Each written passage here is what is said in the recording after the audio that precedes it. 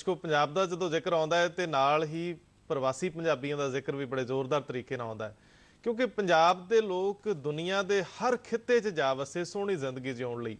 ਜਿੱਥੇ ਜਿੱਥੇ ਵੀ ਪੰਜਾਬੀਆਂ ਨੂੰ ਦੱਸ ਪਈ ਕਿ ਇੱਥੇ ਦੀ ਜ਼ਿੰਦਗੀ ਜ਼ਿਆਦਾ ਸੋਹਣੀ ਹੈ, ਉੱਥੇ ਜਾ ਕੇ ਸੰਘਰਸ਼ ਕੀਤਾ, ਉੱਥੇ ਆਪਣਾ ਨਾਂ ਥਾਂ ਬਣਾਇਆ, ਉੱਥੇ ਵੱਡੀਆਂ ਵੱਡੀਆਂ ਪ੍ਰੋਪਰਟੀਜ਼ ਬਣਾਈਆਂ ਔਰ ਸਾਰੀ ਦੁਨੀਆ ਦੇ ਵਿੱਚ ਪੰਜਾਬੀਆਂ ਦਾ, ਸਰਦਾਰਾਂ ਦਾ, ਸਿੱਖਾਂ ਦਾ ਇਸ ਪੂਰੀ ਭਾਸ਼ਾਈ ਜਿਹੜੀ ਗੱਲਬਾਤ ਆ ਉਹਦਾ ਨਾਮ ਰੋਸ਼ਨ ਕੀਤਾ ਹੈ। ਸਾਨੂੰ ਮਾਣ ਇਹਨਾਂ ਲੋਕਾਂ ਤੇ। ਲੇਕਿਨ ਜਦੋਂ ਬਾਰ-ਬਾਰ ਗੱਲ ਛਿੜਦੀ ਹੈ, ਹਰ ਸਾਲ ਪੰਜਾਬ ਦੇ ਵਿੱਚ ਪ੍ਰਵਾਸੀ ਸੰਮੇਲਨ ਵੀ ਹੁੰਦੇ ਆ ਕਿ ਕੀ ਪ੍ਰਵਾਸੀ ਪੰਜਾਬ ਦੇ ਇੱਥੋਂ ਦੇ ਖਿੱਤੇ ਦੇ ਜਿਹੜੇ ਕੁਝ ਜ਼ਰੂਰੀ ਲੋੜਾਂ ਨੇ ਉਹਨਾਂ ਲਈ ਕੋਈ ਯੋਗਦਾਨ ਕਰ ਸਕੇ ਜਾਂ ਕਰ ਸਕਣਗੇ ਜਾਂ ਕਿਸ ਤਰ੍ਹਾਂ ਦੀਆਂ ਪਰਿਸਥਿਤੀਆਂ ਨੇ। ਦੇਸ਼ ਵਿਆਪੀ ਵੀ ਇਸ ਤਰ੍ਹਾਂ ਦੀਆਂ ਗੱਲਾਂ ਹੁੰਦੀਆਂ, ਲੇਕਿਨ ਅਸੀਂ ਅੱਜ ਇਸ ਵਿਸ਼ੇ ਤੇ ਗੱਲਬਾਤ ਕਰਨੀ ਹੈ ਕਿ ਸਾਡੇ ਕੋਲ ਸੂਬੇ ਦੇ ਵਿਕਾਸ ਵਿੱਚ ਪ੍ਰਵਾਸੀ ਜਿਹੜੇ ਪੰਜਾਬੀ ਨੇ ਬਾਹਰ ਬੈਠੇ ਨੇ ਉਹਨਾਂ ਨੇ ਕਿਸ ਤਰ੍ਹਾਂ ਦਾ ਯੋਗਦਾਨ ਕੀਤਾ ਜਾਂ ਕਰਨਾ ਹੈ ਜਾਂ ਕਰ ਸਕਦੇ ਨੇ। ਸੋ ਦਰਸ਼ਕੋ, ਮੈਂ ਜਿਹੜਾ ਪੈਨਲ ਸਾਡੇ ਨਾਲ ਹੈ ਉਹਨੂੰ ਤੁਹਾਡੇ ਨਾਲ ਮਿਲਾਉਂਦਿਆਂ ਮਾਣ ਮਹਿਸੂਸ ਕਰਦਾ ਹਾਂ ਕਿ ਸਾਡੇ ਨਾਲ TR ਸਰੰਗਲ ਜੀ ਬੈਠੇ ਨੇ। TR ਸਰੰਗਲ ਜੀ ਰਿਟਾਇਰਡ IAS ਨੇ, ਬੜੇ ਜ਼ਿਲ੍ਹਿਆਂ ਦੇ ਵਿੱਚ DC ਵਜੋਂ ਇਹਨਾਂ ਨੇ ਕੰਮ ਕੀਤਾ ਹੈ। ਅੱਜ ਕੱਲ੍ਹ ਇਹ Mahatma Gandhi state institute of public administration Punjab ਦੇ ਵਿੱਚ ਡਾਇਰੈਕਟਰ ਨੇ ਔਰ ਬਹੁਤ ਸਾਰੇ ਇਨ ਸਰਵਿਸ ਲੋਕਾਂ ਨੂੰ ਟ੍ਰੇਨਿੰਗ ਦਿੰਦੇ ਆ ਕਿ ਲੋਕਾਂ ਦੀ ਸੇਵਾ ਕਿਵੇਂ ਕਰਨੀ ਹੈ। ਸਰੰਗਲ ਸਾਹਿਬ, ਤੁਹਾਡਾ ਸਵਾਗਤ ਹੈ। ਸਾਡੇ ਕੋਲ ਦੂਜੇ ਮਹਿਮਾਨ ਨੇ ਅਜੈਬ ਸਿੰਘ ਚੱਠਾ ਜੀ, ਜਿਹੜੇ ਕਿ ਕੈਨੇਡਾ ਤੋਂ ਆਏ ਨੇ, ਪ੍ਰਵਾਸੀ ਭਾਰਤੀ ਅਸੀਂ ਇਹਨਾਂ ਨੂੰ ਕਵਾਂਗੇ। ਇਹ ਉਹ ਉਦਮੀ ਲੋਕ ਹੈ ਜਿਨ੍ਹਾਂ ਨੇ ਸਮੁੰਦਰੋਂ ਪਾਰ ਜਾ ਕੇ ਆਪਣਾ ਝੰਡਾ ਬੁਲੰਦ ਕੀਤਾ ਇੱਥੋਂ ਦੀ ਧਰਤੀ ਦਾ, ਇੱਥੋਂ ਦੇ ਲੋਕਾਂ ਦੀ ਸੱਭਿਅਤਾ ਦਾ। ਸੋ ਤੁਸੀਂ ਸਾਡੇ ਨਾਲ ਰਹਿਣਾ ਹੈ ਅਗਲੇ ਅੱਧੇ ਘੰਟੇ ਦੇ ਇਸ ਪ੍ਰੋਗਰਾਮ ਦੇ ਵਿੱਚ। ਇਸ ਵਿਸ਼ੇ ਨਾਲ ਜੁੜੀਆਂ ਕੁਝ ਗੱਲਾਂ ਤੁਸੀਂ ਸਾਡੇ ਨਾਲ ਸਾਂਝੀਆਂ ਕਰਨ ਲਈ ਸਾਡੇ ਨੰਬਰ ਨੋਟ ਕਰ ਲਓ, 0112814261 ਤੇ 0112814264। ਦਰਸ਼ਕੋ, ਪ੍ਰਵਾਸ ਇੱਕ ਦਰਦ ਵੀ ਦਿੰਦਾ ਹੈ, ਪ੍ਰਵਾਸ ਦੇ ਵਿੱਚ ਸੰਭਾਵਨਾਵਾਂ ਵੀ ਬੜੀਆਂ ਛੁਪੀਆਂ ਹੁੰਦੀਆਂ, ਲੇਕਿਨ ਪ੍ਰਵਾਸੀ ਜਦੋਂ ਵਾਪਸ ਪਰਤਦਾ ਹੈ ਤੇ ਉਹ ਚਾਹੁੰਦਾ ਹੈ ਕਿ ਮੇਰੇ ਲੋਕ ਮੈਨੂੰ ਮਾਨਤਾ ਦੇਣ, ਮੇਰੇ ਸਟਰਗਲ, ਮੇਰੇ ਸੰਘਰਸ਼ ਨੂੰ ਉਹ ਮੰਨਣ। ਉਹ ਇੱਥੇ ਮਾਨਤਾ ਲਈ ਆਉਂਦਾ ਹੈ ਲੇਕਿਨ ਤਕਲੀਫਾਂ ਵੀ ਝੇਲਦਾ ਹੈ। ਸੋ ਮੈਂ ਗੱਲਬਾਤ ਦਾ ਆਗਾਜ਼ ਕਰਾਂ। ਸਰੰਗਲ ਸਾਹਿਬ, ਕਿਵੇਂ ਫੀਲ ਕਰਦੇ ਹੋ? ਜ਼ਿੰਦਗੀ ਬੜੇ, ਮੈਨੂੰ ਲੱਗਦਾ ਵੱਖ-ਵੱਖ ਤਜਰਬਿਆਂ 'ਚ ਤੁਹਾਡੀ ਬੀਤੀ ਹੈ। ਡਿਪਟੀ ਕਮਿਸ਼ਨਰ ਹੋਣ ਦਾ ਮਤਲਬ ਹੈ ਪੂਰੇ ਜ਼ਿਲ੍ਹੇ ਦਾ ਮਾਲਕ ਹੋਣਾ। ਲੋਕਾਂ ਦੀ ਨਜ਼ਰ ਦੇ ਵਿੱਚ DC ਇੱਕ ਰੁਤਬਾ ਹੈ। IAS ਅਫਸਰ ਨੂੰ DC ਸਭ ਤੋਂ ਸੌਖਿਆਂ ਪਰਿਭਾਸ਼ਿਤ ਕੀਤਾ ਜਾਂਦਾ, ਡਿਪਟੀ ਕਮਿਸ਼ਨਰ। ਅਨੁਭਵ ਕਿੱਦਾਂ ਦਾ ਰਿਹਾ? ਪੰਜਾਬੀ ਜਿਹੜੇ ਬਾਹਰ ਬੈਠੇ ਜਦੋਂ ਵਾਪਸ ਆਉਂਦੇ ਕਿੱਦਾਂ ਦੀਆਂ ਮੁਸ਼ਕਲਾਂ ਲੈ ਕੇ ਆਉਂਦੇ? ਪ੍ਰਵਾਸੀਆਂ ਦੀਆਂ ਮੁਸ਼ਕਲਾਂ ਕਾਫੀ ਹੁੰਦੀਆਂ ਨੇ, ਗੰਭੀਰ ਜੀ, ਕਿਉਂਕਿ ਉਹ ਲੰਬੇ ਸਮੇਂ ਤੋਂ ਕੱਟੇ ਰਹਿੰਦੇ ਨੇ ਆਪਣੇ ਭਾਸ਼ਾ ਤੋਂ, ਕਲਚਰ ਤੋਂ, ਇੱਥੋਂ ਦੇ ਸਿਸਟਮ ਤੋਂ। ਉਦੋਂ ਜਦੋਂ ਗਏ ਹੁੰਦੇ ਨੇ ਉਦੋਂ ਦੇ ਸਿਸਟਮ ਦਾ ਇੱਕ ਮੂਰਤ ਉਹਨਾਂ ਦੇ ਦਿਮਾਗ, ਦਿਲ ਤੇ ਬਣੀ ਹੁੰਦੀ ਹੈ ਜੀ। ਤੇ ਕਈ ਵਾਰੀ ਉਹਨਾਂ ਨੂੰ ਇੱਥੇ ਸਮੱਸਿਆਵਾਂ ਆਉਂਦੀਆਂ ਨੇ ਜੀ। ਫਿਰ ਉਹ ਲੰਬਾ ਸਮਾਂ ਬਾਅਦ ਰਹਿਣ ਕਰਕੇ, ਖਾਸ ਕਰਕੇ ਵੈਸਟਰਨ ਯੂਰਪ ਦੇ ਵਿੱਚ ਤੇ ਨਾਰਥ ਅਮਰੀਕਾ 'ਚ, ਤੇ ਉੱਥੋਂ ਦੇ ਸਿਸਟਮ ਦੇ ਵਿੱਚ ਘੁਲ ਮਿਲ ਜਾਂਦੇ ਨੇ ਜੀ। ਤੇ ਜਦੋਂ ਇੱਥੇ ਆ ਕੇ ਫਿਰ ਦੁਬਾਰਾ ਇਸ ਸਿਸਟਮ ਨਾਲ ਉਹਨਾਂ ਦਾ ਵਾਹ ਪੈਂਦਾ ਤਾਂ ਕਈ ਵਾਰੀ ਛਿੱਥੇ ਪੈ ਜਾਂਦੇ ਨੇ, ਕਈ ਵਾਰੀ ਕਾਹਲੇ ਪੈ ਜਾਂਦੇ ਨੇ, ਕਈ ਵਾਰੀ ਕਾਹਲ ਦੇ ਵਿੱਚ ਕੁਛ ਉਹ ਪ੍ਰੋਬਲਮ ਚਾਹੁੰਦੇ ਨੇ, ਹੋਰ ਵੀ ਕਈ ਸਮੱਸਿਆਵਾਂ ਆਉਂਦੀਆਂ ਨੇ। ਫਿਰ ਲੋਕ ਕਈ ਉਹਨਾਂ ਨੂੰ ਅਨਸਕਰੂਪਲਸ ਐਲੀਮੈਂਟ ਕਹਿੰਦੇ ਕਿ ਵੀ ਇਹ ਤਾਂ ਇੱਥੇ ਤਾਂ ਪੈਸੇ ਨਾਲ ਕੰਮ ਹੋਣਾ ਜੀ। ਤੇ ਫਿਰ ਕਈ ਵਾਰੀ ਮੈਂ ਦੇਖਿਆ ਇਹਨਾਂ ਦੇ ਆਉਂਦੇ ਹੀ ਕਹਿਣਗੇ ਕਿ ਜੀ ਮੇਰੇ ਜਿੰਨੇ ਮਰਜ਼ੀ ਪੈਸੇ ਲੱਗ ਜਾਣ, ਮੇਰਾ 2 ਦਿਨ 'ਚ ਕੰਮ ਹੋਣਾ ਚਾਹੀਦਾ। ਤੇ ਬੜੀ ਵਾਰੀ ਉਹਨਾਂ ਨੂੰ ਸਮਝਾਇਆ ਕਿ ਸਾਰੇ ਕੰਮ ਜਿਹੜੇ ਨੇ ਉਹ ਪੈਸੇ ਦੇ ਨਾਲ ਨਹੀਂ ਹੁੰਦੇ, ਇੱਕ ਸਿਸਟਮ ਦੇ ਵਿੱਚ ਹੁੰਦੇ ਨੇ ਤੇ ਕਾਨੂੰਨ ਨਾਲ ਹੁੰਦੇ ਨੇ। ਇਸ ਦੇਸ਼ ਦਾ ਵੀ ਕੋਈ ਕਾਨੂੰਨ ਹੈ ਤੇ ਉਸ ਕਾਨੂੰਨ ਨੂੰ ਸਾਨੂੰ ਮੰਨਣਾ ਪਏਗਾ। ਪਰ ਇਸ ਕਾਨੂੰਨ ਦੇ ਬਾਦਸ਼ਾਹ ਤੇ ਅਫਸਰੀ ਨੇ ਨਾ, ਤੇ ਉਹ ਆਮ ਤੌਰ ਤੇ ਇਹ ਵੀ ਸ਼ਿਕਾਇਤ ਕਰਦੇ ਆ ਕਿ ਦੇਖੋ ਜੀ, ਇੱਥੋਂ ਦੀਆਂ ਸਰਕਾਰਾਂ ਤੇ ਬੜੀਆਂ ਸਮਰਪਿਤ ਭਾਵਨਾ ਨਾਲ ਸਹਿਯੋਗ ਕਰਦੀਆਂ, ਲੇਕਿਨ ਅਫਸਰ ਕਹਿੰਦੇ ਆ ਵੀ ਅਸੀਂ ਤੁਹਾਡਾ ਕੁਝ ਨਹੀਂ ਲੈਣਾ ਦੇਣਾ, ਵੀ ਅਸੀਂ ਤਾਂ ਰਾਜੇ ਹਾਂ, ਗੱਲ ਨਹੀਂ ਸੁਣਦੇ। ਇਸੇ ਕਰਕੇ ਇੱਥੇ ਕਹਿੰਦੇ ਨੇ ਕਿ ਜਿਹੜਾ ਫਲੋ ਹੈ ਪੈਸੇ ਦਾ, ਇੱਥੇ ਲੋਕਾਂ ਦੀ ਇਨਵੈਸਟਮੈਂਟ ਰੁਕੀ ਰਹਿੰਦੀ। ਮੈਂ ਤਾਂ ਰੰਧਾਵਾ ਜੀ ਇਸ ਗੱਲ ਦੇ ਨਾਲ ਸਹਿਮਤ ਨਹੀਂ ਹੋਵਾਂਗਾ ਜੀ, ਕਿਉਂਕਿ ਇਸ ਕਿਸੇ ਵੀ ਦੇਸ਼ ਨੂੰ, ਡੈਮੋਕ੍ਰੈਟਿਕ ਦੇਸ਼ ਨੂੰ, ਇੱਕ ਸੰਵਿਧਾਨ ਹੀ ਚਲਾਉਂਦਾ ਹੈ। ਅਗਰ ਕਿਸੇ ਦੇ ਮਨ 'ਚ ਕੋਈ ਸ਼ੰਕਾ ਹੈ ਜੀ ਕਿ ਵੀ ਮੈਂ ਕੋਈ ਮਿਨਿਸਟਰ ਹਾਂ ਜਾਂ ਹਾਈ ਅਪ ਹਾਂ ਜਾਂ ਬੜਾ ਵੱਡਾ ਅਫਸਰ ਹਾਂ ਤੇ ਮੈਂ ਚਲਾਉਂਦਾ ਹਾਂ, ਇਹ ਉਹਨਾਂ ਦੀ ਖੁਸ਼ਫਹਿਮੀ ਹੈ। ਐਸਾ ਕੁਝ ਵੀ ਨਹੀਂ ਹੈ। ਅਲਟੀਮੇਟਲੀ ਦੇਸ਼ ਦਾ ਸੰਵਿਧਾਨ, ਦੇਸ਼ ਦਾ ਕਾਨੂੰਨ ਹੀ ਸੁਪਰੀਮ ਹੈ। ਕੁਝ ਲੋਕ ਉਸ ਨੂੰ ਅੱਗੇ ਪਿੱਛੇ ਜ਼ਰੂਰ ਕਰ ਲੈਂਦੇ ਨੇ ਥੋੜ੍ਹੇ ਸਮੇਂ ਲਈ ਜੀ, ਪਰ ਇਸ ਚੀਜ਼ ਦੀ ਕੋਈ ਸੰਭਾਵਨਾ ਨਹੀਂ ਹੈ। ਸਰੰਗਲ ਸਾਹਿਬ, ਮੈਨੂੰ ਖੁਸ਼ੀ ਹੈ ਇਸ ਗੱਲ ਦੀ ਕਿ ਤੁਸੀਂ ਤਸਲੀਮ ਕੀਤਾ ਹੈ ਕਿ ਸਿਸਟਮ ਵੱਡਾ ਹੈ, ਨਾ ਕਿ ਬੰਦਾ ਵੱਡਾ ਹੈ। ਸਾਡੇ ਕੋਲ ਅਜੈਬ ਸਿੰਘ ਚੱਠਾ ਜੀ ਨੇ। ਚੱਠਾ ਜੀ, ਪਹਿਲਾਂ ਤਾਂ ਅਸੀਂ ਤੁਹਾਡਾ ਖੈਰ ਮਕਦਮ ਕਰਦੇ ਹਾਂ, ਤੁਸੀਂ ਵਿਦੇਸ਼ ਤੋਂ ਆਏ ਹੋ, ਅਨੁਭਵ ਕਿਵੇਂ ਦੇ ਲੈ ਕੇ ਆਏ ਹੋ, ਕਿਸ ਤਰ੍ਹਾਂ ਦੀਆਂ ਮਹਿਸੂਸ ਕੀ ਕਰਦੇ ਹੋ, ਅੰਦਰ ਫੀਲਿੰਗ ਕਿਸ ਤਰ੍ਹਾਂ ਦੀਆਂ ਨੇ? ਇੱਕ ਪ੍ਰਵਾਸੀ ਹੋਣ ਦੇ ਹੈਸੀਅਤ 'ਚ ਪੰਜਾਬ ਦੀ ਧਰਤੀ ਦੇ ਉੱਤੇ ਹੋ, ਉਧਰ ਦਾ ਤੇ ਇੱਧਰ ਦਾ ਇੱਕ ਪਾੜਾ ਜਿਹਾ ਵੀ ਤੁਰਿਆ ਫਿਰਦਾ, ਸੋਚਦੇ ਕਿਵੇਂ ਹੋ? ਜਿਹੜਾ ਵੀ ਕੋਈ ਬੰਦਾ ਥੋੜਾ ਜਿਹਾ ਵੱਡਾ ਹੋ ਕੇ ਜਾਂਦਾ, ਜਿੱਦਾਂ ਮੈਂ 33 ਸਾਲ ਦੀ ਉਮਰ ਵਿੱਚ ਬਾਹਰ ਗਿਆ ਜੀ, ਪਰ 33 ਸਾਲ ਦਾ ਮੇਰਾ ਇੱਥੇ ਜਿਹੜਾ ਪੰਜਾਬ ਦੀ ਧਰਤੀ ਨਾਲ ਮੋਹ ਵਾ, ਮੇਰੇ ਦੋਸਤ ਸੀਗੇ, ਮੇਰੇ ਚੋਂ ਤਾਂ ਦਿਲ ਚੋਂ ਕਦੇ ਜਿਹੜਾ ਇੱਥੇ ਪੰਜਾਬ ਦੀ ਮਿੱਟੀ ਦੀ ਖੁਸ਼ਬੂ ਤੇ ਦੋਸਤਾਂ ਦੀ ਜਿਹੜਾ ਸਾਥ ਹੈਗਾ ਵਾ, ਮੇਰੇ ਦਿਲ ਚੋਂ ਤਾਂ ਨਹੀਂ ਜਾ ਰਿਹਾ। ਜਿਹੜਾ ਵੀ ਬੰਦਾ 20 ਸਾਲ ਦੀ ਉਮਰ ਤੋਂ ਘੱਟ ਚੱਲ ਜਾਵੇ, ਉਹ ਉਧਰਲੇ ਸਿਸਟਮ 'ਚ ਜ਼ਿਆਦਾ ਰੱਜ ਜਾਂਦਾ, ਤੇ ਜਿਹੜਾ ਵੱਡਾ ਹੋ ਕੇ ਜਾਂਦਾ ਹੈਗਾ ਵਾ, ਉਹਦਾ ਜਿਹੜਾ ਮੋਹ ਹੈਗਾ ਇਹਦੇ ਨਾਲ ਥੋੜਾ ਜਿਹਾ ਜ਼ਿਆਦਾ ਰਹਿੰਦਾ। ਪ੍ਰਵਾਸੀ ਪਰਤਣਾ ਚਾਹੁੰਦਾ ਹੈ, ਪ੍ਰਵਾਸੀ ਇੱਥੇ ਪੈਸੇ ਲਾਉਣਾ ਚਾਹੁੰਦਾ ਹੈ, ਉਹ ਇੱਥੋਂ ਦੀ ਆਰਥਿਕਤਾ 'ਚ ਦਿਲਚਸਪੀ ਰੱਖਦਾ ਹੈ, ਇੱਥੇ ਦੀ ਸੱਭਿਅਤਾ ਨਾਲ ਜੁੜਿਆ ਰਹਿਣਾ ਚਾਹੁੰਦਾ ਹੈ ਕਿ ਨਹੀਂ? ਨਹੀਂ, ਦੇਖੋ ਜੀ, ਜਿਹੜਾ ਦੱਸਿਆ ਮੈਂ ਉਹੀ ਗੱਲ ਦੁਬਾਰਾ ਦੱਸਾਂ ਤੁਹਾਨੂੰ, ਮੈਂ ਜਿਹੜਾ ਮੇਰਾ ਕਾ ਵੱਡਾ ਹੋ ਕੇ ਗਿਆ ਹੈਗਾ, ਉਹਦੇ ਦਿਮਾਗ 'ਚ ਤੇ ਹੁੰਦਾ ਵੀ ਮੈਂ ਜਾਵਾਂ ਉੱਥੋਂ ਆਪਣਾ ਆਰਥਿਕ ਆਪਣੇ ਤੌਰ ਮਜ਼ਬੂਤ ਹੋ ਕੇ ਆਵਾਂ ਤੇ ਇੱਥੇ ਆ ਕੇ ਕੰਮ ਕਰਾਂ, ਕੋਈ ਸ਼ੁਰੂ ਕਰਾਂ। ਉਹ ਮੁੜਨਾ ਚਾਹੁੰਦਾ। ਜਿਹੜਾ 20 ਸਾਲ ਤੋਂ ਘੱਟ ਜਾਂਦਾ ਹੈਗਾ, ਉਹਦੇ ਲਈ ਉਹ ਮੁੜਦਾ ਵੀ ਨਹੀਂਗਾ ਤੇ ਉਹਦਾ ਮੁੜਨ ਦੇ ਯੋਗ ਇਹ ਕੰਟਰੀ ਹੈ ਵੀ ਨਹੀਂਗਾ। ਓਹ ਹੋ, ਇਹ ਇੱਕ ਅਲੰਬਾ ਤੇ ਇੱਕ ਸ਼ਿਕਵਾ ਹੈ, ਇਹ ਸਾਡੇ ਮੱਥੇ ਦੇ ਉੱਤੇ ਇੱਕ ਅਜੀਬ ਤਰ੍ਹਾਂ ਦੀ ਇਬਾਰਤ ਹੈ ਕਿ ਇਹ ਕਾਬਲ ਨਹੀਂ ਦੇਸ਼। ਐ ਨਹੀਂ ਹੈ, ਇੱਥੇ ਬਹੁਤ ਸਾਰੇ ਲੋਕਾਂ ਨੇ ਜ਼ਿੰਦਗੀਆਂ ਲਾ ਕੇ ਇੱਥੋਂ ਦੇ ਸਿਸਟਮ ਨੂੰ ਠੀਕ ਤਰੀਕੇ, ਮੈਨੂੰ ਲੱਗਦਾ ਦੁਨੀਆ ਦਾ ਸਭ ਤੋਂ ਵੱਡਾ ਲੋਕਤੰਤਰ ਹੈ, ਮੈਨੂੰ ਲੱਗਦਾ ਇੱਥੇ ਸਭ ਤੋਂ ਜ਼ਿਆਦਾ ਲੋਕਾਂ ਦਾ ਜਿਹੜਾ ਰਾਜ ਹੈ। ਪਰ ਸਰੰਗਲ ਸਾਹਿਬ, ਇਸ ਤਰ੍ਹਾਂ ਦੇ ਗਿਲੇ ਸਾਡੇ ਹਿੱਸੇ ਕਿਉਂ ਆਉਂਦੇ? ਇਹ ਇਸ ਕਰਕੇ ਆਉਂਦੇ ਨੇ ਕਿ ਦੇਖੋ ਦੋਨੋਂ ਪਾਸਿਓਂ ਕੁਛ ਨਾ ਕੁਛ ਸਮੱਸਿਆਵਾਂ ਹਨ ਜੀ।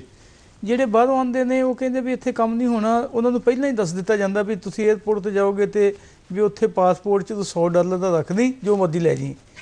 ਜੇ ਤੂੰ ਉੱਥੇ ਜਾਏਗਾ ਤੇ ਅਫਸਰ ਨੂੰ ਮਿਲੀ ਤੇ ਉਹਦੇ ਨਾਲ ਪਹਿਲਾਂ ਹੀ ਗੱਲ ਖੋਲ ਲਈ। ਕਹਿੰਦਾ ਕੌਣ ਹੈ? ਕੋਈ ਨਾ ਕੋਈ ਤਾਂ ਦੱਸਦਾ ਹੋਊ, ਕਿਸੇ ਦਾ ਤੇ ਆਪਣਾ ਤਜਰਬਾ ਇੰਜ ਦਾ ਹੋਊ। ਤਜਰਬਾ ਵੀ ਹੈ ਤੇ ਕੁਛ ਇਹ ਗਲਤਫਹਿਮੀਆਂ ਵੀ ਹਨ ਤੇ ਇਹਦੇ ਨਾਲ ਇਹ ਸਿਸਟਮ ਖਰਾਬ ਹੁੰਦਾ ਹੈ। ਦੇਖੋ ਸਾਰੇ ਜਿਹੜੇ NRI ਨੇ ਬਾਹਰ ਉਹ ਇੰਨੇ ਰਿਚ ਨਹੀਂ ਹੈਗੇ ਕਿ $100 ਦਾ ਨੋਟ ਪਾ ਕੇ ਤੇ ਪਾਸਪੋਰਟ ਤੇ ਐਵੇਂ ਲੰਘ ਜਾਣਗੇ ਜਾਂ ਆ ਕੇ ਕਰਨਗੇ। ਕੁਝ ਲੋਕ ਦੇਖੋ ਅਫੋਰਡ ਕਰ ਸਕਦੇ ਨੇ, ਕੁਝ ਉਹ ਵੀ ਨਹੀਂ ਅਫੋਰਡ ਕਰ ਸਕਦੇ। ਮੈਨੂੰ ਬੜਾ ਦੁੱਖ ਹੁੰਦਾ ਹੈ ਜਦੋਂ ਲੋਕ ਆਉਂਦੇ ਨੇ ਕਿ ਜੀ ਮੇਰੇ ਕੋਲ ਤਾਂ ਟਾਈਮ ਨਹੀਂ ਹੈਗਾ, ਮੇਰਾ ਕੰਮ ਅੱਜ ਹੋ ਜਾਣਾ ਚਾਹੀਦਾ, ਮੇਰਾ ਚਾਹੇ ਪੈਸੇ ਜਿੰਨੇ ਮਰਜ਼ੀ ਲੈ। ਇੱਕ ਬੜੀ ਗਲਤ ਸਟੇਟਮੈਂਟ ਹੈ ਅਜਿਹੀ। ਅੱਛਾ, ਵੈਸੇ ਤੁਹਾਡੇ ਵਰਗੇ ਵੱਡੇ ਅਫਸਰ ਜਿਹੜੇ ਆ, ਕਿਉਂਕਿ ਹੋਰ ਵੀ ਬੜੇ ਨੇ ਨਾ, ਜ਼ਿਲ੍ਹਿਆਂ ਦੇ ਵਿੱਚ ਬੈਠੇ ਨੇ, ਤੁਸੀਂ ਰਿਟਾਇਰ ਹੋ ਗਏ ਹੋ, ਅਸੀਂ ਤੁਹਾਡੇ ਕੋਲ ਸੁਣ ਸਕਦੇ ਹਾਂ ਜਿਹੜਾ ਇਨ ਸਰਵਿਸ ਹੈ ਉਹ ਇਦਾਂ ਨਹੀਂ ਦੱਸਦਾ। ਸੱਚਮੁੱਚ ਕਦੇ ਇਸ ਪੱਧਰ ਦੇ ਅਫਸਰ ਕੋਲ ਵੀ ਲੋਕ ਸਿੱਧੇ ਆ ਜਾਂਦੇ ਆ ਵੀ ਸਾਡੇ ਪੈਸੇ ਲੈ ਲਓ, ਕੰਮ ਕਰ ਦਿਓ? ਬੜੀ ਵਧੀਆ ਆਏ ਨੇ, ਬਹੁਤ ਸਾਰੇ ਲੋਕ ਆਏ ਨੇ, ਕਹਿੰਦੇ ਜੀ ਪੈਸੇ ਜਿੰਨੇ ਮਰਜ਼ੀ ਲੱਗ ਜਾਣ ਮੈਂ ਤੇ ਦੱਸ ਦਿਆਂ। ਉਹਨਾਂ ਨੂੰ ਬੜਾ ਸਮਝਾਈਦਾ ਕਿ ਇੱਕ ਸਿਸਟਮ 'ਚ ਪੈ ਕੇ ਚੱਲਣਾ ਹੈ। ਮੰਨ ਲਓ ਇੱਕ ਮੈਰਿਜ ਸਰਟੀਫਿਕੇਟ ਹੈਗਾ, ਉਹ ਐਕਟ ਦੇ ਵਿੱਚ ਹੀ ਪ੍ਰੋਵੀਜ਼ਨ ਹੈ ਕਿ ਇੰਨੇ ਦਿਨ ਦਾ ਨੋਟਿਸ ਦੇਣਾ, ਇੰਨੇ ਦਿਨਾਂ 'ਚ ਹੋਣਾ, ਤੇ ਉਹ ਮੈਂ ਬੈਠਾ ਬੈਠਾ ਕਿੱਦਾਂ ਕਰ ਦਿਆਂਗਾ? ਬਿਲਕੁਲ। ਲੇਕਿਨ ਇਸ ਚੀਜ਼ ਨੂੰ ਕੁਝ ਲੋਕੀ ਐਕਸਪਲੋਇਟ ਕਰਦੇ ਨੇ ਜੀ ਕਿ ਮੈਂ ਕਰ ਦਿਆਂਗਾ ਜਾਂ ਕਰਵਾ ਦਿਆਂਗਾ, ਤੇ ਇੱਕ ਸਿਸਟਮ ਬਣ ਗਿਆ। ਮੈਨੂੰ ਇਹ ਦੱਸਦਿਆਂ ਸ਼ਰਮ ਵੀ ਮਹਿਸੂਸ ਹੁੰਦੀ ਹੈ ਕਿ ਇੱਕ ਸਿਸਟਮ ਬਣ ਗਿਆ ਦੁਆਬੇ ਦੇ ਵਿੱਚ ਕਿ ਮੈਰਿਜ ਰਜਿਸਟਰ ਕਰਨ ਦੇ ਜੀ ਇੱਕ ਫਿਕਸ ਅਮਾਉਂਟ ਹੈ ਜਿਹੜਾ ਲੱਗਣਾ ਹੀ ਲੱਗਣਾ ਹੈਗਾ। ਜਦ ਕਿ ਮੈਰਿਜ ਰਜਿਸਟਰ ਕਰਨ, ਕਿਸੇ ਨੇ ਸ਼ਾਦੀ ਕੀਤੀ, ਦੋਨੋਂ ਬੰਦੇ ਆਏ ਨੇ, ਆਪਣੇ ਉਹਨਾਂ ਨੇ ਦਸਤਾਵੇਜ਼ ਦਿੱਤੇ ਨੇ, ਜਿੱਥੇ ਹੋਇਆ ਉਹਨਾਂ ਦੇ ਫੇਰੇ ਹੋਏ ਨੇ ਦਿਖਾਏ ਨੇ, ਤੇ ਉਹ ਕਿਸੇ ਨੇ ਕੀ ਲੈਣਾ ਦੇਣਾ ਹੈਗਾ ਉਹ 'ਚ ਰਜਿਸਟਰ ਕਰਨ ਤੋਂ ਇਲਾਵਾ। ਸਰੰਗਲ ਸਾਹਿਬ, ਜੇਕਰ ਕਿਸੇ ਦਾ ਡਰਾਈਵਿੰਗ ਲਾਇਸੈਂਸ ਬਣਨਾ ਤੇ ਸੁਣਦੇ ਸਾਂ ਪਹਿਲਾਂ 200 ਲੱਗਦਾ, 500 ਲੱਗਦਾ, 1000 ਲੱਗਦਾ। ਆ ਜਿਹੜੀ ਤੁਸੀਂ ਗੱਲ ਕਹਿੰਦੇ ਹੋ, ਕਿਸੇ ਨੇ ਤਾਂ ਇਹ ਅਫਵਾਹ ਫੈਲਾਈ ਹੋਊ, ਕਿਸੇ ਦੇ ਦਿਮਾਗ ਦੀ ਕਾਢ ਹੋਊ, ਕੋਈ ਏਜੰਟ ਤਾਂ ਬੈਠੇ ਹੋਣਗੇ ਨਾ ਤੁਹਾਡੀ ਕੁਰਸੀ ਤੋਂ ਉਰੇ ਜਿਹੜੀ ਹਲਚਲ ਹੈ ਉੱਤੇ ਨਜ਼ਰ ਨਹੀਂ ਰੱਖਦੀ ਅਫਸਰਸ਼ਾਹੀ? ਨਜ਼ਰ ਰੱਖਦੀ ਹੈ। ਸਰਕਾਰ ਨੇ ਬੜੇ ਯਤਨ ਵੀ ਕੀਤੇ ਨੇ। ਸਾਡਾ ਐਡਮਿਨਿਸਟ੍ਰੇਟਿਵ ਰਿਫਾਰਮ ਕਮਿਸ਼ਨ ਬਣਿਆ, ਡਿਪਾਰਟਮੈਂਟ ਬਣਿਆ, ਫੁੱਲ ਫਲੇਜ ਸਿਸਟਮ ਚੇਂਜ ਹੋਏ ਨੇ, ਡਿਜੀਟਲ ਹੋਇਆ ਹੈ, ਲੇਕਿਨ ਇਸ ਏਜੰਟ ਵਾਲੇ ਸਿਸਟਮ ਨੂੰ ਅਸੀਂ ਨਹੀਂ ਰੋਕ ਸਕੇ। ਹਾਂ, ਮੈਂ ਤੁਹਾਡੇ ਵੱਲ ਅਜੇ ਵੀ ਨਹੀਂ ਰੋਕ ਸਕੇ। ਮੈਂ ਪਰਤਦਾ ਸਰੰਗਲ ਸਾਹਿਬ, ਇੱਕ ਬੈਲੈਂਸ ਬਣਾ ਲਈਏ। ਵੈਸੇ ਚੱਠਾ ਸਾਹਿਬ, ਮੇਰਾ ਸਵਾਲ ਵੀ ਹੈ, ਇੱਕ ਬੜੀ ਸੋਹਣੀ ਇਹਨਾਂ ਨੇ ਗੱਲ ਕੀਤੀ ਕਿ ਹਰ ਪ੍ਰਵਾਸੀ ਅਫੋਰਡ ਨਹੀਂ ਕਰਦਾ ਕਿ ਉਹ $100 ਦਾ ਨੋਟ ਰੱਖ ਕੇ ਕੰਮ ਕਰਾ ਲੇ। ਮੈਨੂੰ ਤੁਸੀਂ ਇਹ ਦੱਸੋ ਕਿ ਵਿਦੇਸ਼ੀ ਵਸਦੇ ਲੋਕਾਂ ਦੀ ਸਥਿਤੀ ਕਿਹੋ ਜਿਹੀ ਹੈ, ਉਹਨਾਂ ਕੋਲ ਪੈਸੇ ਕਿੰਨੇ ਕੁ ਹੈ? ਕਿਉਂਕਿ ਆਮ ਪ੍ਰਭਾਵ ਹੈ ਕਿ ਉਹਨਾਂ ਕੋਲ ਬਹੁਤ ਪੈਸਾ, ਬਾਹਰ ਚੱਲੀਏ, ਰੁੱਖਾਂ ਨਾਲ ਡਾਲਰ ਲੱਗੇ ਤੋੜ ਲਿਆਈਏ। ਐਕਚੁਅਲੀ ਸਥਿਤੀ ਬਹੁਤੇ ਪੰਜਾਬੀਆਂ ਦੀ ਕੀ ਹੈ ਆਰਥਿਕ? ਪਹਿਲੀ ਗੱਲ ਤਾਂ ਮੇਰੇ ਸੱਚੀ ਇਹ ਸਮਝ ਨਹੀਂ ਪਈ ਵੀ $100 ਰੱਖਣ ਦੀ ਲੋੜ ਕਿਉਂ ਆ ਐਂਟਰ ਕਰਨ। ਜੇ ਤੁਸੀਂ ਮੈਨੂੰ ਆਗਿਆ ਦਿਓ ਤਾਂ ਇੱਕ ਕਾਲਰ ਲੈ ਲਾਂ ਇੱਥੋਂ ਤੋਂ, ਇੱਕ ਦਰਸ਼ਕ ਲੈ ਲਈਏ। ਸਵਾਗਤ ਹੈ ਜੀ। ਰੰਧਾਵਾ ਜੀ, ਸਤਿ ਸ੍ਰੀ ਅਕਾਲ। ਸਤਿ ਸ੍ਰੀ ਅਕਾਲ। ਹਾਂਜੀ ਰੰਧਾਵਾ ਜੀ, ਮੈਂ ਬੇਨਤੀ ਕਰਾਂ ਜੀ, ਜਿਹੜੇ ਪ੍ਰਵਾਸੀਆਂ ਦਾ ਦਰਦ ਹੈ ਨਾ ਜੀ, ਅੱਜ ਉਹ ਤੁਸੀਂ ਦੂਰਦਰਸ਼ਨ ਦੇ ਜਿਹੜਾ ਆ ਉਹ ਫਿੱਟ ਕਰ ਦਿੱਤਾ। ਵਧਾਈ ਦੇ ਪਾਤਰ ਤੁਸੀਂ ਆ, ਵਧਾਈ ਦੇ ਪਾਤਰ ਭਾਰਤ ਸਾਹਿਬ ਆ, ਜਿਨ੍ਹਾਂ ਨੇ ਉਹ ਦਰਦ ਨੂੰ ਨੰਗਾ ਕਰਨ ਦੀ ਕੋਸ਼ਿਸ਼ ਕੀਤੀ ਆ। ਧੰਨਵਾਦ। ਮੈਂ ਦੱਸ ਦਿਆਂ ਕਿ ਅੱਜ ਦੇ ਪ੍ਰਵਾਸੀ ਜਿਹੜੇ ਮਾਂ ਭੂਮੀ ਨੂੰ ਆਉਣ ਦਾ ਤਿਆਰ ਹੈਗੇ ਆ, ਪਰ ਉਹਨਾਂ ਨੂੰ ਨਜ਼ਰ ਕੁਝ ਨਹੀਂ ਆ ਰਿਹਾ, ਨਾ ਲੋਕਤੰਤਰ ਦੇ, ਨਾ ਅਫਸਰਸ਼ਾਹੀ 'ਚ, ਨਾ ਸਰਕਾਰ ਤੇ। ਉਹਦਾ ਪੈਸੇ ਲਾਉਣ ਨੂੰ ਤਿਆਰ ਆ ਸਕੂਲਾਂ ਦੇ, ਹਰ ਥਾਂ ਦੇ ਉੱਤੇ, ਬੜੇ ਬੜੇ ਮੌਲਾਂ ਦੇ ਉੱਤੇ, ਪਰ ਜਿਹੜੀ ਉਹ ਵਿੰਡੋ ਸਿਸਟਮ ਹੈ ਸਰਕਾਰ ਦਾ, ਉਹ ਪੈਸੇ ਨਹੀਂ ਜਾਣ ਦਿੰਦਾ। ਹਰ ਚੋਰ ਮੋਰੀ ਜਿਹੜੀ ਆ ਉਹ ਪੈਸੇ ਮੰਗਦੀ ਆ। ਪ੍ਰਵਾਸੀ ਜਿਹੜਾ ਆ ਉੱਥੇ ਦਰਖਤਾਂ ਦਾ ਨੋਟ ਨਹੀਂ ਲੱਗਦੇ, ਦਰਖਤਾਂ ਨਾਲ ਪਾਉਣ ਨਹੀਂ ਲੱਗਦੇ, ਜਿਹੜੇ ਆ ਕੇ ਮੀਂਹ ਬਰਸਾ ਦੇਣ। ਮੁੱਕਦੀ ਗੱਲ ਤੇ ਹੈਗੀ ਆ ਵੀ ਇਹਨੂੰ ਵਿਸ਼ਵਾਸ 'ਚ ਲੈਣਾ ਬਹੁਤ ਹੈ। ਜਦ ਤਾਈਂ ਪ੍ਰਵਾਸੀ ਵਿਸ਼ਵਾਸ 'ਚ ਨਹੀਂ ਆਉਂਦੇ, ਉਹ ਪੈਸਾ ਲਾਉਣ ਨੂੰ ਤਿਆਰ ਨਹੀਂ। ਉਹਦਾ ਪੂਰਾ ਸਹਿਯੋਗ ਆ ਸਾਡਾ, ਉਹ ਨਾ ਦੇ ਬਰਾਬਰ ਆ। ਧੰਨਵਾਦ, ਮਿਹਰਬਾਨੀ। ਹੰਸ ਜੀ, ਤੁਹਾਡਾ ਵੀ ਧੰਨਵਾਦ। ਤੁਸੀਂ ਲਗਾਤਾਰ ਸਾਡੇ ਨਾਲ ਜੁੜੇ ਰਹਿੰਦੇ ਹੋ ਔਰ ਸਾਨੂੰ ਖੁਸ਼ੀ ਹੈ ਕਿ ਅੱਛੀ ਗੱਲ ਕਰਨੇ ਹੋ। ਚੱਠਾ ਸਾਹਿਬ, ਮੇਰਾ ਸਵਾਲ ਉੱਥੇ ਹੀ ਖੜਾ ਕਿ ਪੰਜਾਬੀਆਂ ਦੀ ਆਰਥਿਕ ਸਥਿਤੀ ਕਿਹੋ ਜਿਹੀ ਹੈ, ਕਿਉਂਕਿ ਜੇਕਰ ਉਹ ਡਾਲਰ 5-7 ਹਜ਼ਾਰ ਮਹੀਨੇ ਦਾ ਕਮਾਉਂਦਾ ਹੈ ਤੇ ਉਹ ਇੱਥੇ ਇਨਵੈਸਟ ਕਰਨ ਜੋਗਾ ਹੈਗਾ ਕਿ ਨਹੀਂ, ਉੱਥੇ ਰੋਟੀ ਪਾਣੀ ਦੇ ਜੁਗਾੜ ਕਿਵੇਂ ਦੇ ਨੇ, ਇਹ ਸਵਾਲ ਸਾਡਾ। ਇਹ ਰੰਧਾਵਾ ਸਾਹਿਬ, ਜਿਹੜੀ ਤੇ ਗੱਲ ਹੈਗੀ ਆ ਮਿਹਨਤ ਦੀ ਜੀ, ਜਿਹੜਾ ਬੰਦਾ ਮਿਹਨਤ ਕਰਦਾ ਪੈਸੇ ਉੱਥੇ ਕਮਾ ਲੈਂਦਾ, ਜਿਹੜਾ ਨਹੀਂ ਕਮਾਉਂਦਾ ਉੱਥੇ ਵੀ ਭੁੱਖਾ ਮਰਦਾ, ਉਹ ਕੋ ਟੇਟ ਜੋਗੇ ਪੈਸੇ ਨਹੀਂ। ਕਿੰਨੇ ਕੁ ਪੈਸੇ ਕਮਾ ਲੈਂਦਾ ਕਿ ਉਹ ਇੱਥੇ ਇਨਵੈਸਟ ਕਰ ਸਕਦਾ ਕਿ ਉੱਥੇ ਜਿਉਣ ਜੋਗਾ ਹੀ ਹੈ ਮਸਾ? ਨਹੀਂ, ਬਹੁਤ ਗਿਣਤੀ। ਮੈਂ 2-3-4% ਦੀ ਗੱਲ ਨਹੀਂ ਕਰਦਾ। ਜਿਹੜਾ ਇਹ ਬਹੁਤ ਗਿਣਤੀ ਨੇ ਤਾਂ ਇਸ ਲੈਵਲ ਦੇ ਇੰਨੇ ਪੈਸੇ, ਜੇ ਤੋਂ ਕਿਤੇ ਗਲਤ ਢੰਗ ਨਾਲ ਪੈਸੇ ਨਹੀਂ ਕਮਾਏ ਜੀ, ਤੇ ਉਹ ਤਾਂ ਨਹੀਂ ਖਰਚ ਸਕਦਾ। ਉੱਥੇ ਵੀ ਗਲਤ ਨਾ ਕਮਾਏ ਜਾਂਦੇ। ਮੈਂ ਤਾਂ ਤੁਹਾਨੂੰ ਨਹੀਂ ਕਹਿ ਸਕਦਾ। ਨਹੀਂ, ਤੁਸੀਂ ਹੁਣ ਸਵਾਲ ਖੜਾ ਕੀਤਾ ਨਾ। ਗਲਤ ਢੰਗ ਨਾਲ ਮੇਰੇ ਕਹਿਣ ਤੋਂ ਬਿਨਾਂ ਹੀ 100 ਤੋਂ ਉੱਪਰ ਕਪਲ ਜਿਹੜਾ ਹੋਣਾ ਵਾ, ਉਹ ਅਮਰੀਕਾ ਦੇ ਤੇ ਕੈਨੇਡਾ ਦੇ ਬਾਰਡਰ ਦੇ ਅੰਦਰ ਜੇਲ੍ਹਾਂ 'ਚ ਅੰਦਰ ਆ, ਘਰ ਵਾਲੀ ਵੀ ਨਾਲ ਤੇ ਘਰ ਵਾਲਾ ਵੀ ਨਾਲ। ਅੱਛਾ, ਸ਼ਾਇਦ ਉਹ ਗਲਤ ਕੰਮ ਕਰਦੇ ਹੋਣਗੇ, ਇਸੇ ਕਰਕੇ ਅੰਦਰ ਹੋਏ ਹੈਗੇ ਆ ਜੀ। ਉਹਦੇ ਬਾਰੇ ਤਾਂ ਮੈਂ ਡਿਟੇਲ ਨਾਲ ਅਫਸਰ ਨਹੀਂਗਾ, ਮੈਂ ਨਹੀਂ ਦੱਸ ਸਕਦਾ। ਪਰ ਆਮ ਜਿਹੜਾ ਬੰਦਾ ਮਿਹਨਤ ਕਰਦਾ ਨਾ ਜੀ, ਉੱਥੇ ਵਰਗੀ ਨਾ ਤਾਂ ਤੁਸੀਂ ਵਧੀਆ ਖਾਣਾ ਖਾਂਦੇ ਹੋ, ਵਧੀਆ ਤੁਹਾਡਾ ਵਾਤਾਵਰਨ ਹੈਗਾ, ਸਿਸਟਮ 'ਚ ਕੋਈ ਨੁਕਸ ਨਹੀਂਗਾ, ਕਾਨੂੰਨ 'ਚ ਕੋਈ ਨੁਕਸ ਨਹੀਂਗਾ। ਸੇਮ ਰੰਧਾਵਾ ਸਾਹਿਬ, ਅਸੀਂ ਤਾਂ ਸੁਣਦੇ ਹਿੰਦੁਸਤਾਨ ਦੇ ਕਾਨੂੰਨ ਦੇ ਵਿੱਚ ਕੋਈ ਨੁਕਸ ਨਹੀਂਗਾ। ਨਹੀਂ, ਅਸੀਂ ਤਾਂ ਸੁਣਦੇ ਆਏ ਛੋਟੇ ਹੁੰਦਿਆਂ ਤੋਂ, ਪੰਜਾਬ ਵਰਗਾ ਦੇਸ਼ ਨਾ, ਪੰਜਾਬ ਵਰਗਾ ਪੌਣ ਪਾਣੀ ਨਾ, ਪੰਜਾਬ ਵਰਗੇ ਗੱਭਰੂ ਨਾ, ਇਹ ਸਾਰੀਆਂ ਗੱਲਾਂ। ਫਿਰ ਉੱਥੇ ਜ਼ਿਆਦਾ ਸੌਖਾ ਕੰਮ ਇਹਦੇ ਨਾਲ, ਉੱਥੇ ਜ਼ਿਆਦਾ ਅੱਛਾ ਪੌਣ ਪਾਣੀ ਹੈ। ਇਹਦੇ ਵਿੱਚ ਕੋਈ ਸ਼ੱਕ ਨਹੀਂ। ਐਕਚੁਅਲੀ ਕਿਉਂਕਿ ਮੈਂ ਨਹੀਂ ਐਕਚੁਅਲੀ ਦੇਖੋ, ਜੇ ਤੁਸੀਂ ਹੁਣ ਉਹ ਕਹਿੰਦੇ ਹੋ ਪਾਣੀ ਦਾ ਇੱਥੋਂ ਤੁਸੀਂ ਖੂਹ ਦਾ ਪੀ ਨਹੀਂ ਸਕਦੇ, ਸਾਡੀ ਮੋਟਰ ਸਮਰਸੀਬਲ ਲੱਗੀ ਹੋਈ ਆ, ਮੇਰਾ ਬ੍ਰਦਰ ਕਹਿੰਦਾ ਇੱਥੋਂ ਪਾਣੀ ਨਾ ਪੀਵੀਂ, ਇਹ ਫਿੱਟ ਨਹੀਂਗਾ। ਇਸ ਵੇਲੇ ਪੰਜਾਬ ਦਾ ਥੋੜਾ ਜਿਹਾ ਡਟਕ ਜੋ ਤੇ ਤੁਹਾਨੂੰ ਆਕਸੀਜਨ ਦੇ ਸਿਲੰਡਰ ਨਾਲ ਤੁਹਾਡੇ ਮੋਢਿਆਂ ਤੇ ਲਾਉਣੇ ਪੈਣ। ਜਿਹੜੀ ਤੁਹਾਡੀ ਦਰਿਆਵਾਂ ਦਾ ਇਸ ਵੇਲੇ ਪਾਣੀ ਦੀ ਹਾਲਤ ਹੈਗੀ ਆ, ਪੀਣ ਦੇ ਯੋਗ ਪਾਣੀ ਨਹੀਂ ਰਿਹਾ। ਕਿਹੜੇ ਨੌਜਵਾਨਾਂ ਦੀ ਗੱਲ ਕਰਦੇ ਹੋ ਇਸ ਵੇਲੇ? ਤੁਸੀਂ ਗਿਣਤੀ, ਮੈਂ ਕਾਲਜ 'ਚ ਗਿਆ ਤੇ ਕਹਿੰਦੇ ਵੀ ਕੁੜੀਆਂ ਦੀ ਗਿਣਤੀ ਘੱਟ ਵਾ।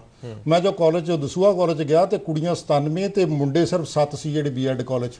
ਕੁੜੀਆਂ ਦੀ ਗਿਣਤੀ ਜ਼ਿਆਦਾ ਆ, ਮੁੰਡਿਆਂ ਦੀ ਘੱਟ ਆ। ਸ਼ਾਇਦ ਨਸ਼ੇੜੀ ਨਾ ਹੋ ਗਏ ਹੁਣ, ਨਸ਼ਿਆਂ ਦੀ ਜਿਹਨੂੰ ਖਬਰਾਂ 'ਚ ਪੜ੍ਹਦੇ ਹੈਗੇ ਆ। ਗਿਣਤੀ ਦਾ ਸਰੰਗਲ ਸਾਹਿਬ ਦੱਸ ਸਕਦੇ ਆ ਜਾਂ ਤੁਹਾਡੇ ਅਫੀਸ਼ੀਅਲ ਦੱਸ ਸਕਦੇ ਹੈਗੇ ਆ।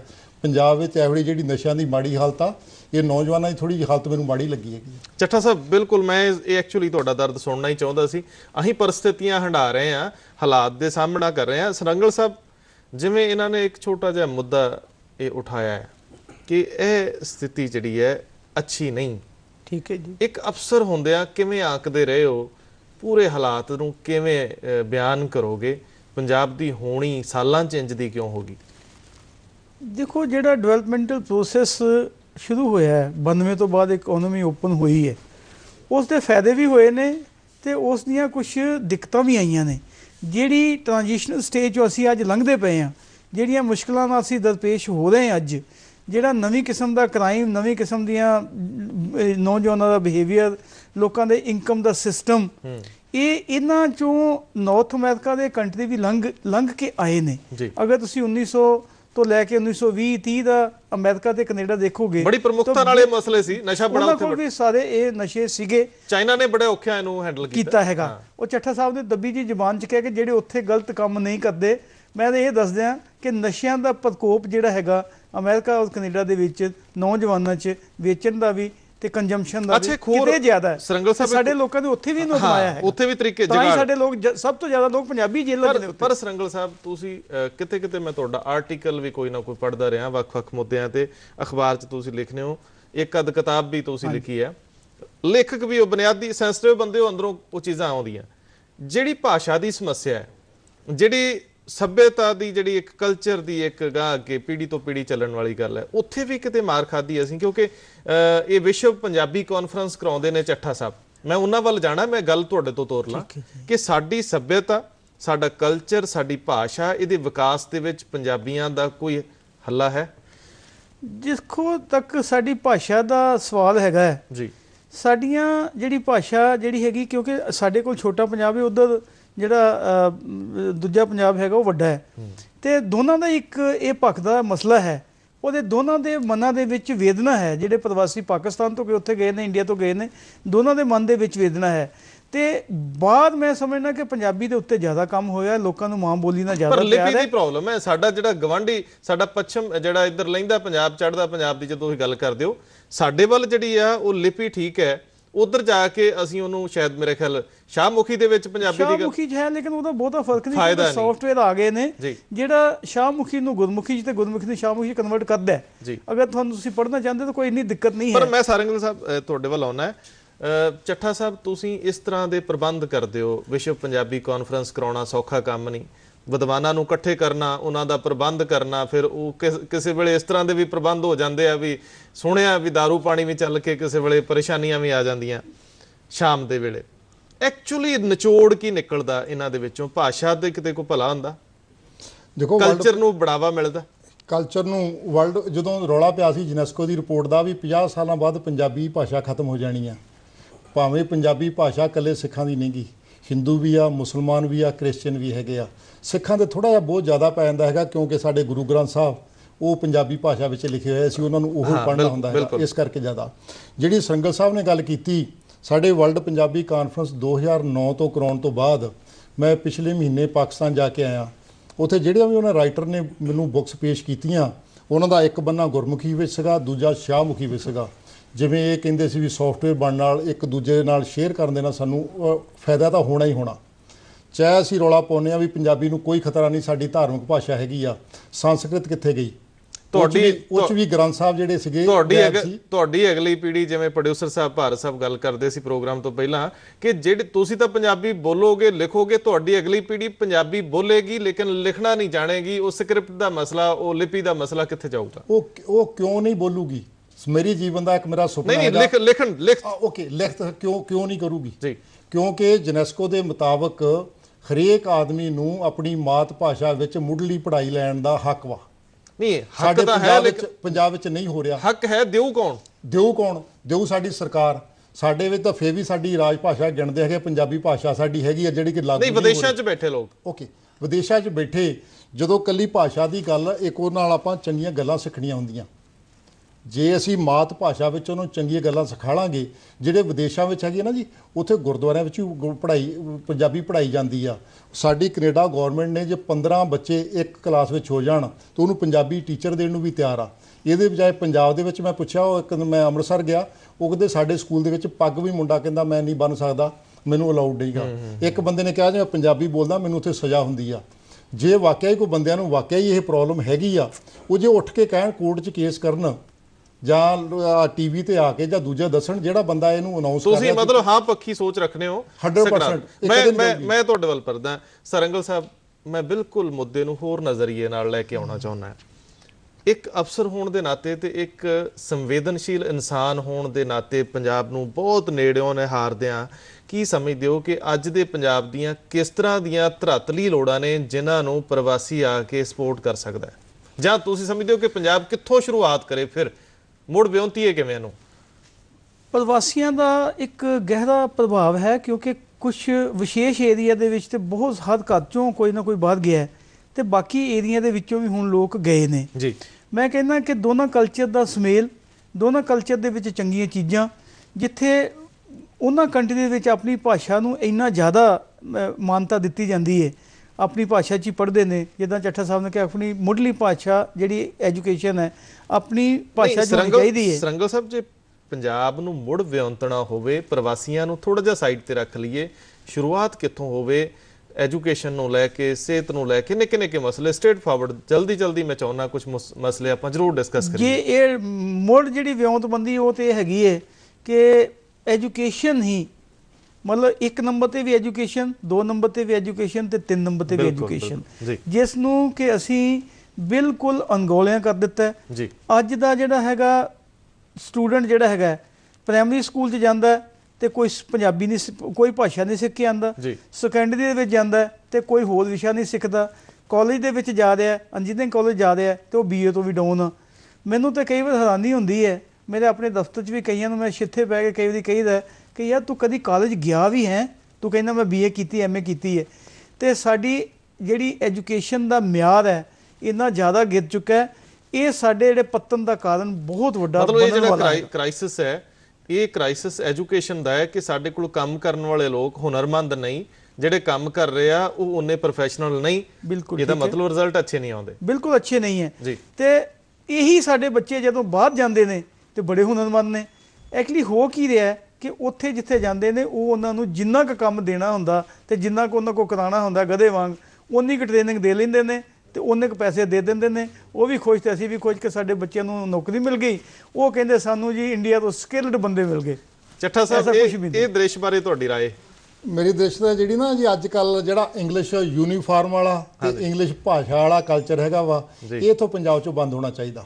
ਘੱਟੋ ਘੱਟ 10ਵੀਂ ਕਲਾਸ ਤੱਕ ਜਾਂ ਹਾਈ ਸਕੂਲ ਤੱਕ ਮੇਨ ਜਿਹੜੀ ਸਿੱਖਿਆ ਦੇਣੀ ਚਾਹੀਦੀ ਉਹ ਪੰਜਾਬੀ ਲੈਂਗੁਏਜ ਦੇਣੀ ਚਾਹੀਦੀ ਹੈ। ਫਿਰ ਜਿਹੜਾ ਬੱਚਾ ਬਾਹਰ ਜਾ ਕੇ, ਮੈਂ ਉਹ ਤਾਂ ਦੱਸਣ ਲੱਗਾ ਉੱਥੇ ਕੀ ਕਰੂ ਦੂਜੇ। ਓਕੇ ਮੈਂ ਤਾਂ ਉਸੇ ਤੇ ਆਉਣ ਲੱਗਾ। ਮੇਰੇ ਨਾਲ ਗਧੇ ਅੱਗੇ ਬੀਨ ਵਜਾਉਣ ਵਾਲੀ ਗੱਲ ਮੈਂ ਤਾਂ ਉਹ ਦੱਸਣ ਲੱਗਾ ਸੀਗਾ। ਜੇ ਤੁਹਾਨੂੰ ਇੱਕ ਭਾਸ਼ਾ ਚੰਗੀ ਤਰ੍ਹਾਂ ਆਉਂਦੀ ਆ, ਦੂਸਰੀਆਂ ਭਾਸ਼ਾਵਾਂ ਤੁਸੀਂ ਸਿੱਖ ਸਕਦੇ ਹੋ।